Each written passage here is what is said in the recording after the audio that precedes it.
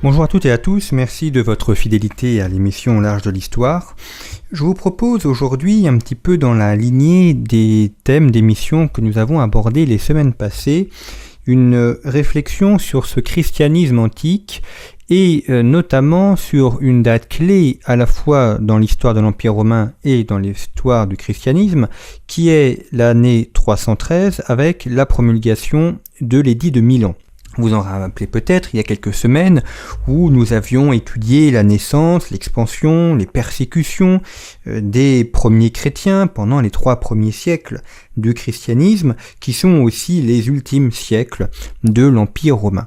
Et finalement, nous nous étions arrêtés au moment de la grande persécution de Dioclétien, qui intervient à la fin du 4e et au début pendant la fin du 3e et au début du 4e siècle, autour de l'année 300, et il est vrai que terminer sur la grande persécution est un petit peu négatif, alors qu'il y a ensuite la victoire du christianisme. C'est sur ce point-là que je voudrais revenir aujourd'hui, et également élaborer une réflexion sur la notion de liberté religieuse à travers l'histoire, parce que ce qui se joue l'année 313, où l'empereur romain reconnaît aux chrétiens le droit et la possibilité de pratiquer leur religion, c'est en réalité l'introduction d'une conception politique qui est nouvelle, puisqu'elle dissocie la pratique politique de la pratique religieuse. C'est en réalité l'émergence de la laïcité, et ce sera le thème de notre émission aujourd'hui, la laïcité, à travers l'Empire romain et à travers ce que nous pouvons connaître aujourd'hui. Je reviens un petit peu sur l'historique de l'Empire romain. Nous sommes à la fin du IIIe siècle et l'empereur Dioclétien domine l'Empire. L'Empire est extrêmement vaste puisqu'il s'étend de l'Orient à l'Occident, et afin de pouvoir le contrôler, il décide de faire une division de l'Empire, une division dans la répartition de sa gestion. C'est ce qu'on appelle la tétrarchie. Pourquoi tétrarchie ? Parce que vous avez 4 personnes qui dirigent l'Empire romain. Il y a un empereur qui dirige la partie orientale et un qui dirige la partie occidentale, qui sont tous les deux des Césars. Et ces 2 personnes ont ensuite une aide qui sont leurs aides et qui vont leur succéder à leur mort. Alors par exemple, on a Dioclétien et Maximien qui dirigent chacun une partie de l'Empire, et Constance Chlore qui est le futur successeur de Dioclétien, et Galère qui est le futur successeur de Maximien. Donc Dioclétien et Maximien sont ce qu'on appelle les Augustes, ceux qui sont les empereurs en titre, alors que Constance Chlore et Galère sont les Césars, et ils deviendront Augustes à la mort d'Auguste. On reprend là la terminologie typique de l'Empire romain avec Jules César et puis Octave Auguste. Bien. Alors en 305, Dioclétien et Maximien abdiquent. Maximien abdique de manière un peu contrainte et forcée parce que Dioclétien en a assez de la gestion de l'Empire, et donc il abdique. Et par conséquent, Constance Chlore et Galère deviennent Augustes à la place de leurs prédécesseurs. Constance Chlore, c'est le père de Constantin. Or, sitôt Auguste, ils mènent différentes luttes armées entre eux, pour essayer finalement de récupérer soit l'Orient, soit l'Occident. On est dans cette période de l'Empire romain où il y a de nombreuses luttes, de nombreuses guerres civiles. Donc ils luttent entre eux. Cela d'ailleurs amène une continuation régulière de la guerre. Constance Chlore arrive à vaincre finalement Galère, et puis je vais pas rentrer dans tous les détails parce que c'est quelque peu compliqué. Il y a des retours d'empereurs et puis des empereurs qui vont être créés aussi, qui sont en réalité des faux empereurs, mais ce que l'on peut retenir, c'est que Constantin succède à son père Constance Chlore. Il devient empereur d'une partie de l'Empire et il essaye de refaire l'unité de l'Empire. Pour cela, il va combattre Maxence qui est le fils de Maximien étant celui qui dirige l'Empire avec Dioclétien. Et il y a une bataille célèbre qui est la bataille du pont Milvius, qui se tient en 312, qui voit donc s'affronter Constantin et Maxence. La dite bataille qui voit la victoire de Constantin avec ce signe qui est apparu dans le ciel, cette croix. Alors on ne sait pas exactement ce qui s'est passé, mais probablement une croix, et puis ce message qu'a entendu Constantin: par ce signe tu vaincras. donc par le signe de la croix, tu vaincras. Il y a donc la conversion de Constantin au christianisme. Effectivement, il gagne contre Maxence et il devient seigneur et maître de l'Orient et de l'Occident. Ensuite, en 324, il lutte contre un autre général qui dirigeait cette fois-ci une partie de l'Orient et il gagne dans une ville qui s'appelle Nicomédie, et grâce à cette victoire de Nicomédie en 324, Constantin contrôle l'intégralité de l'empire oriental et occidental. Donc vous voyez, c'est une époque de guerre, c'est une époque de poudre et c'est une époque de combat réguliers. En 313, donc, Constantin promulgue un édit à Milan. Pourquoi à Milan ? Parce que Milan fait partie de ces grandes villes de l'Empire. Rome est quelque peu délaissée à l'époque, et l'empereur se trouve soit à Milan, soit au nord, à Trèves, pour affronter les barbares qui arrivent par le nord. Et en 313, il reconnaît donc la liberté de culte pour les chrétiens. Ensuite, à la mort de Constantin en 337, il est baptisé, ce qui n'a rien d'extraordinaire puisque à l'époque on est baptisé souvent au moment de la mort, enfin à condition évidemment que la mort soit prévisible, mais on se baptisait très tard parce que on estime que le baptême effaçant toutes les fautes, on veut être baptisé le plus tard possible pour que toutes les fautes soient effacées. Il n'y a pas encore la pratique de la confession. Et puis, dans les hauts faits de Constantin, vous savez que c'est également lui qui, en 325, convoque le concile de Nicée pour condamner l'arianisme, et c'est là que va être promulgué le fameux credo de Nicée-Constantinople. D'ailleurs, Constantin est le rénovateur de la ville de Byzance, qui devient la ville de Constantinople. C'est lui qui fait notamment bâtir l'église Sainte-Sophie. On a donc un christianisme officiellement installé dans l'Empire romain, bon, avec quelques vicissitudes, parce que vous allez avoir des empereurs qui vont quelque peu attaquer les chrétiens, revenir un petit peu en arrière. Notamment, il y a la grande figure de Julien l'Apostat, qui est un chrétien qui a apostasié sa foi, qui est revenu au paganisme et qui ensuite a combattu les chrétiens. Bon, il faut dire aussi que le dit Julien l'Apostat a vu sa famille massacrée, enfin sa mère massacrée par ses oncles, et sachant que eux-mêmes se disaient chrétiens, donc ça lui a donné une très mauvaise image du christianisme. Alors ça c'est pour le contexte global de la passage d'un empire païen à un empire chrétien. Je voudrais maintenant analyser un peu plus en détail la notion de l'édit de Milan, ce que ça apporte. On a fêté en 2013 le 1700e anniversaire de l'édit de Milan, et pour réfléchir à cette notion de laïcité et à cette notion également, à ce qu'apporte l'édit de Milan dans l'histoire, et notamment dans l'histoire du christianisme, je vais notamment m'appuyer sur des propos qui ont été tenus par le cardinal Angelo Scola, qui était évêque de Milan, et il a écrit un petit livre en 2013 pour commémorer cet édit qui s'appelle « Oublier Dieu », point d'interrogation, et dans la réflexion que le cardinal Angelo Scola, qui est un des grands intellectuels actuels de l'Église, eh bien dans la réflexion qu'il apporte, il y a des points extrêmement intéressants, et donc je vais en reprendre un certain nombre et les proposer à votre réflexion. En effet, on constate d'abord, et là je reprendrai ce que disait le cardinal Angelo Scola dans son livre « Oublier Dieu », on constate que il y a autour de l'édit de Milan, ce qui se joue, c'est la notion de liberté religieuse et c'est l'acceptation du pluralisme. En effet, l'Empire romain est un empire qui n'accepte pas le pluralisme. Pourquoi ? Parce que l'Empire étant régulièrement attaqué, il est nécessaire pour les empereurs de maintenir une cohésion et une unité. Et comme la cohésion et l'unité ne se font plus sur des bases territoriales, puisque l'Empire est attaqué parce qu'il y a de nombreuses invasions, cette unité doit se faire autour de la personne de l'empereur. Et par conséquent, l'empereur va accentuer sa déification et il va accentuer le culte que l'on doit rendre, qu'on doit lui rendre. Il y a donc ce qu'on appelle c'est une religion d'État, mais plus qu'une religion d'État, c'est une religion de l'État. C'est-à-dire que l'empereur est adoré en tant que représentant de Dieu. Ça, enfin en tant que Dieu d'ailleurs, il n'est même plus que représentant que Dieu, il est lui-même Dieu. Or ça s'inscrit dans une très longue tradition orientale. En effet, à l'époque grecque, dans l'Antiquité grecque, les chefs d'État ne sont pas divinisés.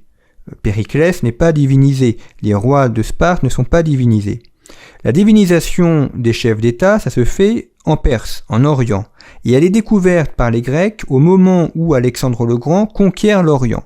Et d'ailleurs, Alexandre le Grand est tellement fasciné par cette divinisation des dirigeants politiques qu'il va lui-même se faire diviniser, ce qui n'est pas sans susciter de nombreux heurts avec ses camarades qui l'ont connu simple soldat et puis prince et puis roi, mais qui n'ont aucune envie maintenant de lui rendre un culte comme on rend un culte à Dieu. D'ailleurs, il va y avoir de nombreuses bagarres et condamnations à l'exil pour ces raisons-là. Mais Alexandre le Grand introduit en Occident la notion de divinisation du chef politique, qui est reprise ensuite par les empereurs romains. Jules César voulait se faire diviniser de son vivant, c'est une des raisons pour lesquelles il a été assassiné. Il sera divinisé une fois mort. Octave Auguste est également divinisé, et les autres empereurs aussi. Et plus l'empire est attaqué, et plus cette divinisation s'exacerbe. Ce qui veut donc dire que en ce début de IVe siècle, nous sommes confrontés à deux visions politiques qui s'opposent. La vision politique de Dioclétien et la vision politique de Constantin. Dioclétien veut faire l'unité en affirmant la primauté de l'État. Pour lui, l'Empire doit être célébré comme un dieu, et les Romains doivent offrir des sacrifices en son honneur, en l'honneur de l'Empire et en l'honneur de l'empereur. Parmi ces sacrifices, il y a de l'encens qui est délivré pour nourrir les dieux ouraniens, les dieux du ciel. Il y a des sacrifices d'animaux avec des libations pour nourrir les dieux de la terre, les dieux chtoniens. Par conséquent, on a la création d'une religion impériale, qui est la religion de l'État et qui est la transformation de l'État en système religieux. Donc, tous les dissidents, à savoir tous ceux qui développent une religion différente de celle-ci, non seulement se placent à côté du champ religieux, mais ils se placent également à côté du champ politique. Et parmi les dissidents, on trouve deux grandes catégories, à savoir les adeptes de Manès, ceux qui a donné le manichéisme, et puis les adeptes du Christ. Et c'est la raison pour laquelle Dioclétien persécute les deux, les chrétiens, nous en avons abondamment parlé, mais également les manichéens. Et c'est au moment de Dioclétien que les chrétiens subissent une des plus fortes persécutions de leur histoire, qui touche à la fois toutes les régions de l'Empire et de très vastes catégories sociales. En effet, la religion d'État prime sur les autres. L'État, la politique absorbe l'espace privé et il absorbe également l'espace religieux. On n'a pas de laïcité. La laïcité, qu'est-ce que c'est ? C'est la distinction, non pas la séparation, mais la distinction entre le politique et le religieux. Ici, il n'y a pas de distinction, puisque le politique a englobé le religieux, et le politique met le religieux à son service. Et finalement, la personne humaine n'existe pas, puisqu'elle est tout entière au service du projet impérial. Cette vision romaine, cette vision dioclétienne, disparaît avec l'émergence du christianisme, avec la reconnaissance du christianisme comme religion tolérée.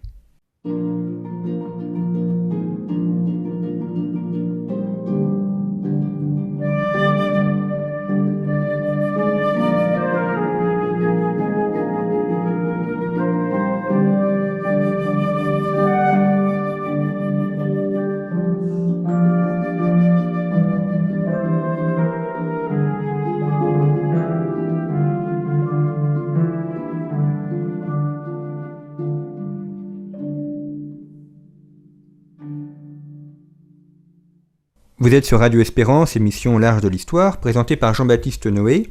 Je vous propose aujourd'hui une réflexion sur l'histoire de la laïcité et notamment à travers cette date importante de 313 qui est celle de l'édit de Milan.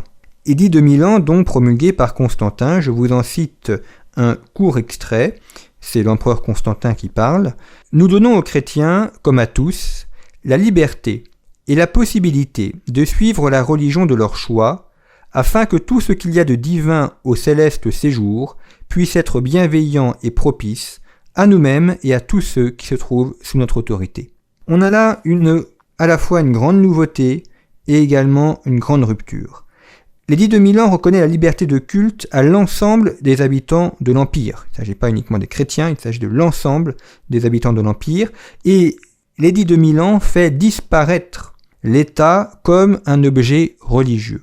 On n'a plus la statocratie, comme l'exprimait Pie XI au moment des régimes totalitaires au XXe siècle. On n'a plus l'idolâtrie de l'État ou l'idéologie de l'État. L'État, objet de religion, disparaît et la personne est ainsi dégagée de la tutelle étatique. Et là, on a l'émergence de la liberté religieuse, l'émergence de la laïcité, à savoir de la distinction entre la sphère spirituelle et la sphère temporelle. Il ne s'agit pas d'opposer les deux, ni même de diviser les deux. Et là, si on poursuit notre réflexion sur ce qu'a connu la France à la fin du 19e et au début du 20e siècle, notamment avec la loi de 1905 qui voit la séparation de l'Église et de l'État, en quoi cette loi finalement n'établit pas réellement la laïcité, parce que cette loi ne cherche pas à distinguer le politique et le religieux, mais à les séparer. Or, quand on sépare le politique et le religieux, il y a deux possibilités. Soit la religion englobe la politique, et ça donne une théocratie, soit c'est la politique qui englobe la religion, et ça donne une statocratie. Or, on le voit que dans la pensée de nombreux républicains et dans la réflexion portée par de nombreux républicains militants à la fin du XIXe siècle et par la réflexion sur la laïcité, il y a l'idée de bâtir une religion laïque. On le trouve chez des gens comme Ferdinand Buisson, comme Jean Jaurès, comme Émile Combes également, qui est celui qui a porté la loi de 1905, même s'il ne l'a pas fait adopter. L'idée donc de bâtir une religion laïque qui est la religion de l'État et qui est la religion à la fois du régime politique et également de l'idéologie politique. C'est-à-dire que pour ces gens, la République française ou la République, ce n'est pas uniquement une structure de gouvernement, pas avoir un président, un parlement et puis des gens qui votent. Pour eux, la République, c'est beaucoup plus que ça. C'est à la fois une structure gouvernementale, ce sont des institutions politiques, mais c'est également un mode de pensée qui fait que la personne doit être arrachée à tout le déterminisme, et notamment le déterminisme de la famille, de la religion, de la culture, de la tradition, de l'histoire, afin de créer un homme nouveau qui soit un homme forgé par l'État et forgé par l'idéologie de l'État. Et ça va être le rôle de ces écoles d'État qui sont créées, notamment à partir de Jules Ferry. Il y avait, avant Jules Ferry, de très nombreuses écoles à travers la France, menées essentiellement par des congrégations religieuses, mais pas uniquement. Ces écoles avaient permis d'éradiquer l'analphabétisme en France. Et pourquoi est-ce que Jules Ferry met en place des écoles publiques ? Ce n'est pas uniquement pour combattre l'illettrisme, parce que ça a été pratiquement éradiqué, mais c'est pour former des républicains. Il s'agit d'inculquer la religion laïque et la religion républicaine aux élèves qui fréquentent ces écoles.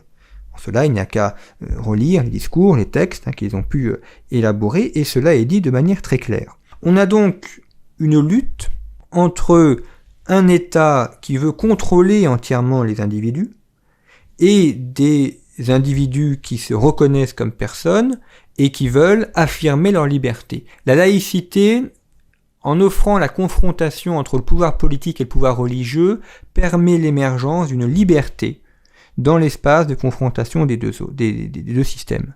Sans laïcité, il n'y a pas de liberté puisque la personne est englobée soit par la théocratie, soit par la statocratie.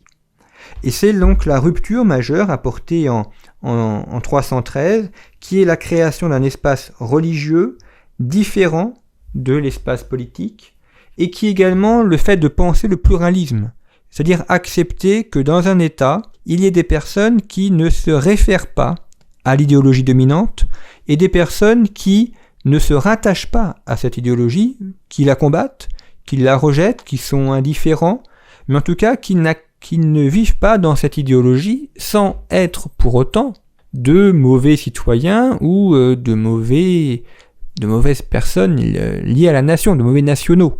La rupture de 313, avec l'émergence de la vraie laïcité, de la saine laïcité, comme a longuement parlé Benoît XVI et comme en reparle le pape François, connaît une nouvelle rupture avec la Révolution française.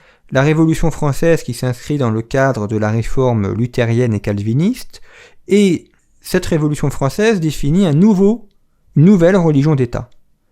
Une nouvelle religion d'État avec un nouveau culte de l'État, et c'est la raison pour laquelle la Révolution s'oppose aussi violemment au christianisme, parce que le christianisme est une concurrence de la religion d'État, et donc il y a la volonté de l'éradiquer et de créer de nouvelles religions, comme Robespierre a créé par exemple le culte de l'être suprême, qui vont être des religions donc de l'État avec des grandes fêtes religieuses, la fête nationale, le 14 juillet, la fête de l'instauration de la République, le 21 septembre, qui sont une copie conforme des fêtes religieuses comme il pouvait y avoir, avec la création de saints également. Je trouve d'ailleurs que c'est intéressant en termes de réflexion de considérer qu'en France il y a un panthéon. C'est unique, il n'y a aucun autre pays européen, à ma connaissance, qui ont un panthéon. On a une République française qui ne reconnaît aucun culte, qui ne reconnaît pas Dieu, mais qui a un panthéon, et qui met dans ce panthéon des personnes qui ont servi la République, ou qui sont jugées comme telles, et qui sont enterrées et auxquelles on rend un culte. C'est une manière de mimer le culte des saints, c'est une sorte de martyrologe républicain, mais en termes de contradiction interne, c'est assez intéressant de voir qu'une république qui se veut couper de la religion crée elle-même du religieux en reconnaissant un panthéon, en plus dans une ancienne église, puisque le Panthéon à Paris, c'est l'ancienne église Sainte-Geneviève, et un culte rendu à des personnes sur lesquelles on va venir déposer des fleurs, faire des manifestations ou des célébrations. C'est ce qu'on appelle en réalité un système moniste. Une société moniste, c'est une société où il n'y a que l'État ou que la religion, et c'est opposé à un régime dualiste. Régime dualiste, c'est quand il y a une saine coopération entre la religion et l'État. Aujourd'hui, au début du XXIe siècle, et là je reprends aussi quelques propos tenus par le cardinal Scola dans son livre Oublier Dieu, aujourd'hui on a une réflexion qui porte sur la notion de tolérance, sur la notion de liberté religieuse, et sur la distinction entre l'erreur et la personne. En effet, l'erreur n'a pas de droit. Aucune loi ne peut favoriser l'erreur. Aucune loi ne peut tolérer l'erreur. Et une société doit obligatoirement être fondée sur la vérité, ou tout du moins sur la recherche de la vérité, parce que si une société se fonde sur le mensonge et sur l'erreur, elle ne peut connaître que la dissolution. Donc l'erreur doit être combattue. En revanche, une personne peut se tromper, et une personne a des droits, et parmi les droits de la personne, il y a également le droit de se tromper, à condition qu'on se trompe honnêtement, si je puis dire, c'est-à-dire avec la volonté de chercher la vérité. Donc la tolérance, qu'est-ce que c'est? Quand on parle de tolérance aujourd'hui, la vraie tolérance, la saine tolérance, ce n'est pas accepter ou légitimer l'erreur, ce n'est pas non plus donner un statut à l'erreur qui soit semblable à celui de la vérité, non. La tolérance, c'est accepter que des personnes se trompent, c'est accepter qu'elles cherchent, et c'est accepter qu'elles soient en cheminement vers la vérité. Ce qui est donc légitimé à travers la notion de liberté religieuse, ce n'est pas l'erreur, c'est la liberté de la personne de pouvoir errer jusqu'à ce qu'elle trouve la vérité. Il est vrai que dans l'histoire de l'Église, il a fallu beaucoup de temps pour définir la notion de liberté religieuse, parce que pendant plusieurs siècles, on a vu la liberté religieuse comme étant quelque chose de négatif. Ça a été fortement combattu au XIXe siècle, parce que par liberté religieuse, on entendait la possibilité de mettre toutes les religions sur le même plan et donc de combattre le christianisme. Et donc on y voyait une sorte de syncrétisme ou bien de relativisme. En réalité, ça c'est une mauvaise compréhension de la liberté religieuse. La liberté religieuse, c'est la possibilité pour chaque homme de pratiquer sa religion, de cheminer vers la vérité et donc de pouvoir se convertir au christianisme. La liberté religieuse, c'est la possibilité pour les chrétiens de pratiquer librement leur culte. Et c'est ainsi que le Concile Vatican II l'a définie, et c'est ainsi qu'elle est maintenant promue par les différents papes, de Paul VI jusqu'à François, notamment dans des pays où les chrétiens sont martyrisés, où ils sont combattus, soit ouvertement, soit de manière un peu plus sournoise. Et aujourd'hui, la liberté religieuse devient une arme de défense du christianisme en rappelant les droits inaliénables de la personne, droit inaliénable de la personne qui lui permet de pratiquer librement sa religion. Or, on le voit dans une société qui cherche à bannir la liberté des croyants et la pratique religieuse de l'espace public, eh bien on a en fait la mise en place d'une nouvelle religion étatique qui cherche à établir un monisme et donc à englober la religion, notamment la foi chrétienne, dans la foi de l'État. On peut donc dire en conclusion que la nouveauté apportée à Milan en 313 par Constantin a introduit un espace de liberté majeur en Europe qui est celui de la laïcité, à savoir de la mise en concurrence de l'État et de l'intimité de la personne, des droits de la personne. Et on constate également que cette laïcité non seulement a permis la liberté religieuse, mais qu'elle a permis également à l'Europe de connaître un développement économique, culturel et social sans précédent, ce qui a contribué à la richesse majeure de notre continent.